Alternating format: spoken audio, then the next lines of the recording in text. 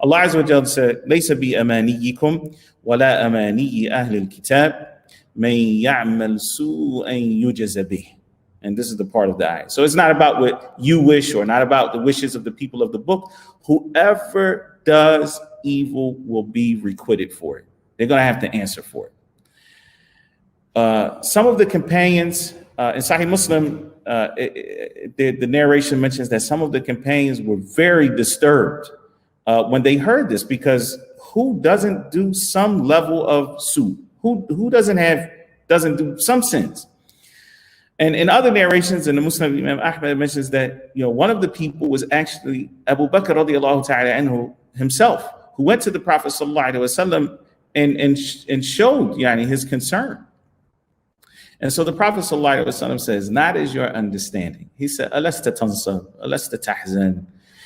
Do you not, face some difficulty? Do you not find yourself exhausted at times?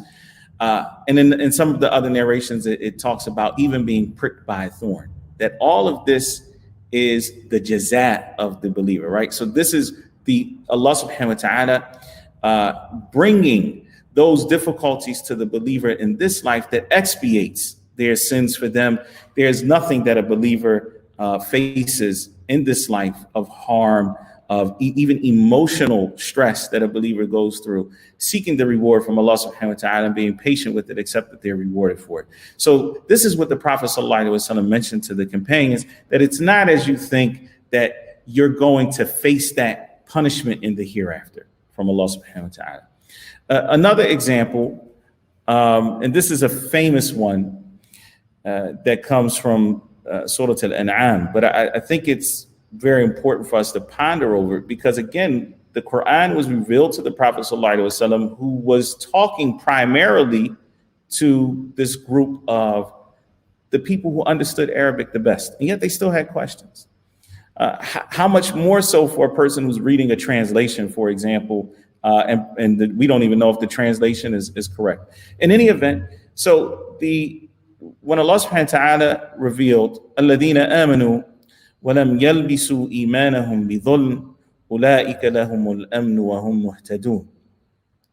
Those who believe, or those who have faith, and then do not mix their faith with dhulm. Now, dhulm, linguistically, it means any wrongdoing, any form of oppression, whether a person is oppressive in their relationship between them and Allah subhanahu wa ta'ala, whether they're oppressing themselves or oppressing other people. Those who believe and do not mix their faith with wrongdoing, أُولَٰئِكَ لَهُمُ الْأَمْنُ وَهُمْ مُهْتَدُونَ. They are the ones who have security, and they are the ones who are guided. When this ayat was revealed, some of the companions went to the Prophet ﷺ, and they said to him, وَأَيُّنَا لَمْ يَظْلِمْ نَفْسَهُ. And who amongst us has not harmed himself or wronged himself? And the Prophet ﷺ said, it's not as your understanding. Have you not heard the statement of Al-Abd al-Salih, the righteous servant, Luqman, when he said to his son, Inna ash-shirka la dhulmun azim. Ya bunayya la tushrik billah, inna ash-shirka la dhulmun azim. Oh, my son, do not associate partners with Allah. Do not commit shirk. Indeed, shirk is a great sin. Or it is a great dhulm. It is a great wrongdoing. So here he's saying that Allah subhanahu wa ta'ala is saying those who believe and don't mix their iman with shirk, right? So they heard this, it bothered them. They went and sought clarification from the Prophet alayhi salatu wasalam. I think it's very important for us to just take a step back very quickly. If we think about those three examples, we see that something first disturbed them. And I don't mean that they were questioning Allah subhanahu wa ta'ala, or they were questioning the veracity of the Quran. No, but they, inside of themselves, something didn't feel right. And because it didn't feel right, they went and they sought an answer. Now, here, the point to note is that they had the greatest person on earth to ask any question ever about the deen, and that's the Prophet alayhi salatu wasalam. So it wasn't like they were at a loss of who can they go to.